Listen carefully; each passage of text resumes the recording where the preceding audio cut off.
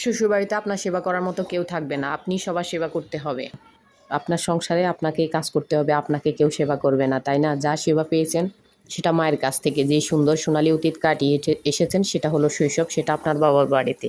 এখানে আপনাকে সংগ্রাম করে কষ্ট করে নিজের জীবন নিজেকেই পার করতে হবে। এই যে ঘুম থেকে উঠে রেডি করা খাবার পাওয়া, খেলাধুলা করে এসে মা খাবার তৈরি করে দিত, স্কুল থেকে ফিরে মা খাবার তৈরি করে দিত, আবার ভুল হলে বলতেন এটা হয় না এটা হয় না, তাই না? সেই সুন্দর স্বপ্নিল দিনগুলো ফেলে এসেছেন, এখন আর সেটা পাবেন না, আফসোস করেও কোনো লাভ নাই। যাই হোক, যারা আমরা সবাই সংসার করতেছি তাদের এই স্মৃতিগুলো বারবারই মনে আসে।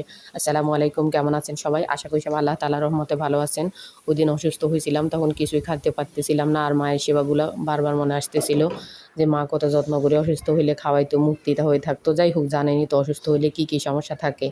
যাক, আমার তো আর বড় বোন নাই, এই জন্য অসুস্থ হইলেই সবার আগে মায়ের কথা মনে আসে। যাদের বড় বোন আছে তাদের তো আর মায়ের কথা মনে না আসলেও বোন সেবা করতে পারে, আমার তো আর ওই অপশনটুকু নাই, তাই আমার খালি মার কথাই মনে আসে। যাই হোক, অসুস্থ হইলেও কী করার, হাজব্যান্ড তো আর রান্না করতে পারে না, ওকে বলেও কোনো লাভ নাই, তাই নিজের রান্না অসুস্থ নিয়েই করছিলাম। এখানে শুটকি ছিল ঘরে, শুটকির বালাচাও, সেগুলো ভুনা করছিলাম আলু, রসুন, কাঁচামরিচ, পেঁয়াজ দিয়ে।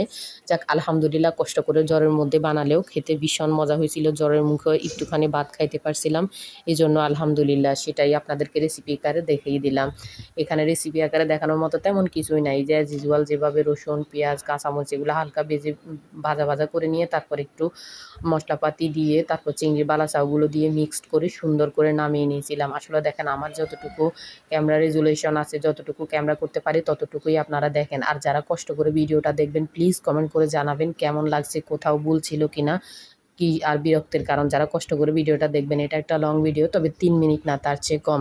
যারা ধৈর্য করে ধরে ভিডিওটা দেখবেন তাদেরকে অগ্রিম ধন্যবাদ। ও যেটা বলতেছিলাম, আসলে দেখেন, একটা মেয়ে মা হওয়ার পর সে হাড়ে হাড়ে বুঝতে পারে নিজের মা কী জিনিস ছিল, তাই না? আর যারা বৃদ্ধকালের মা বাবা পায় তারা তো, তাদের কষ্ট আর কি বলবো, যাদের কষ্ট শুধু তারাই বুঝতে পারে, তাই না? যারা কষ্ট করে ভিডিওটা দেখলেন তাদের জন্য অনেক দোয়া রইল।